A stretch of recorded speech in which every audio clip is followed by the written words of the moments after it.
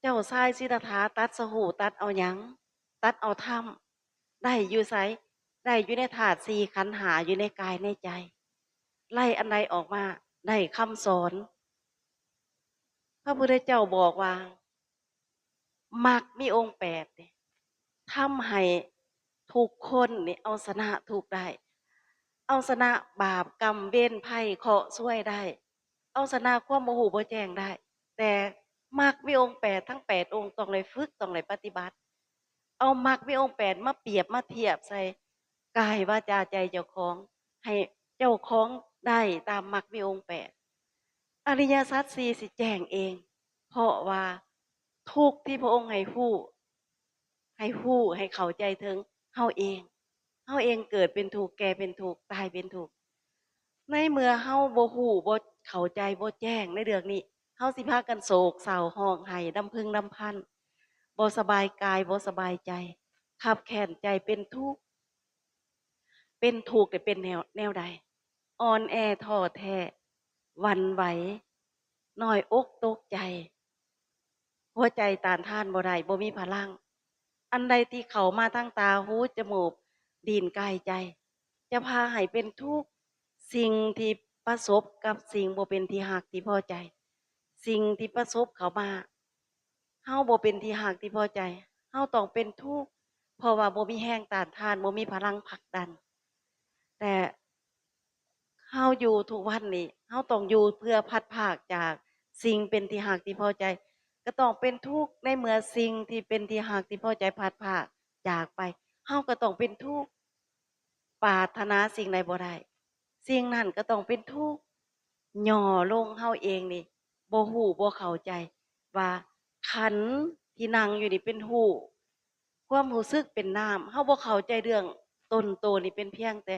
รูปปั้นขึ้นโดยธรรมชาติธาตุทั้งสี่ประกอบกันธาตุทั้งหลายร่วมกันจึงมาเป็นตนโตเฮาบ่เข้าใจเรื่องนี้เฮาเลยพากันทุกข์เพราะความยึดมั่นถือมั่นว่าเลยหยอกอุปทานขันธ์ทั้งห้าเป็นตัวทุกข์แล้วก็ทุกข์เพิ่มทุกข์เพิ่มจนว่าหัวใจของเฮานี่เกิดอยู่ตลอดเป็นตัณหาในความอยากเพราะว่าความดิ้นรนตามเรื่องตามปัญหาตามความยึดมั่นถือมั่นยึดอันใดยึดสิ่งที่มันเป็นรูปขึ้นมาเลยมันบ่เที่ยงบ่เป็นตัวตนทุกข์เพราะยึดเอาความสุขบ่เที่ยงบ่เป็นตัวตนทุกข์เพราะยึดเอาสัญญาจำมั่นหมายมาเป็นตัวตนมันบ่เที่ยงมันบ่เป็นตัวตนทุกข์เพราะความคิดปรุงแต่งสังขารความคิดปรุงแต่งมันบ่เที่ยงมันบ่เป็นตัวตนเฮาพอไปยึดทุกข์เพราะยึดในสิ่งที่บ่แม่นความรู้สึกนี่บ่แม่นตัวแม่นตนความรับรู้บ่แม่นตัวแม่นตนความคิดปรุงแต่งบ่แม่นตัวแม่นตนความรับรู้บ่แม่นตัวแม่นตนเฮาก็ไปยึดเฮายึดเฮาก็ได้พากันทุกข์เฮาบ่อยากทุกข์แต่ความทุกข์มันครอบงำเอาเฮาก็บ่พากันรู้จักเฮาก็บ่สามารถผลักดันออกได้เพราะว่าเฮาบ่มีวิธีฝึกวิธีปฏิบัติคำสอนมีแต่เฮาบ่เอามาสอนกันให้มันละเอียดชัดเจนเฮาเข้าไปวัดเฮาก็พากันไปทำบุญเฮารู้จักแต่ทำบุญเฮารู้จักแต่จำศีลแต่เฮาบ่เคยเอาการเว้นจากการฆ่าการเว้นจากการทรมานสัตว์อื่นผู้อื่นการทรมานผู้อื่นให้ลำบากเฮาบ่เคยเว้นแต่การเอาของคนอื่นเฮาบ่เคยคิดเฮาบ่เคยกลัวว่ามันสิเป็นบาปเป็นกรรมการหลงใหลในการประพฤติผิดในกามเฮาก็บ่เคยคิดว่าเฮาสิเป็นผู้ได้รับโทษรับบาปรับกรรมการเว้าบ่จริงเว้าหยาบเว้าแข็งเว้ากะลางเว้าเพ้อเจ้อโลโลเด้ๆเฮาก็บ่เคยคิดว่ามันสิเป็นบาปเป็นกรรมการเบื่อเมาตนเองนับแต่สิ่งเสพติดมึนเมาต่างๆชนิดอ่อนชนิดแก่เฮาก็พากันหลงพ่อก็กินลูกก็กินพ่อกินเหล้ากินเบียร์ลูกก็กินยาบ้ากินยาชนิดนั้นชนิดนี้ผงขาวเฮโรอีนกินไปหมดเพราะว่ามันมีกำเนิดเกิดจากความโมโหบ่แจ้งแม่พาสงสารพระศาสดาตรัสไว้ดีแล้วเป็นหยังเฮาบ่เอามาเปิดเผยเป็นหยังเฮาจึงบ่เอามาฝึกให้เฮาได้แล้วก็บอกกันว่ามันมีผลจริงมันมีผลจริงนี่แม่พาอยากให้เอามาฝึกมาปฏิบัติเพื่อกำจัดสิ่งที่มันเบียดเบียนครอบงำเฮา และความบ่ฮู้บ่แจ้งของเฮานี่แหละมันทำลายเฮาเอง ความยึดมั่นถือมั่นของเฮานี่มันครอบงำเฮาเองเฮาจึงพากันทุกข์ก็อยากสะท้อนให้ฟังว่าพระศาสดาตรัสไว้ดีแล้วเนาะเป็นธรรมที่ผู้ศึกษาและปฏิบัติต้องเห็นได้ด้วยตนเองเป็นธรรมที่ปฏิบัติได้ให้พ้นได้บ่จำกัดการเป็นธรรมที่ควรกล่าวกับผู้อื่นว่าทานจงมาเบิ่งเถิด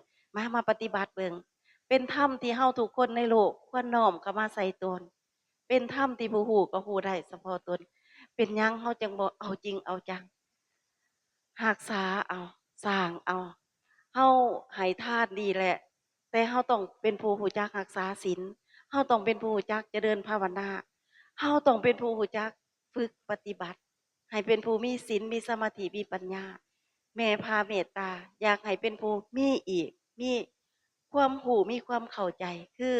1ผู้เข้าใจว่าทั้งในเจ้าของค่อยท่าเจ้าของเข้าไปหาเฮ็ดแนวใดเฮาสิเข้าไปถึง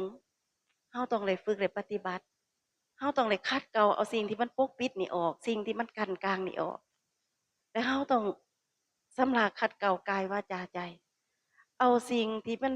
ผิดๆออกเอาแนวคิดนิสัยบ่ดีของเฮานี่ออก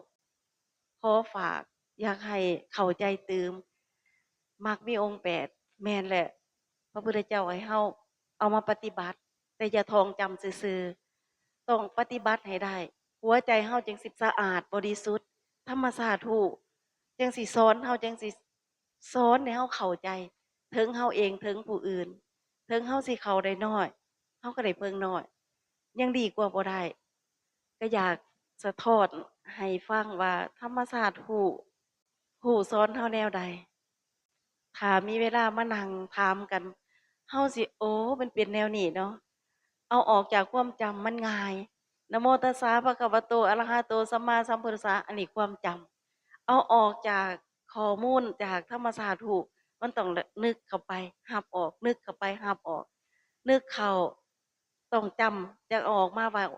เอาออกมาให้ฟังได้จังถ่ายทอดออกมาได้เนาะก็คือง่ายๆ3ข้อเนาะ พระศาสดาก็บ่ทรงให้เฮาฮู้เฮาแจ้งตามพระศาสดาแหละแต่เฮาพากันไปงมงอยงมงายไปหลงทาง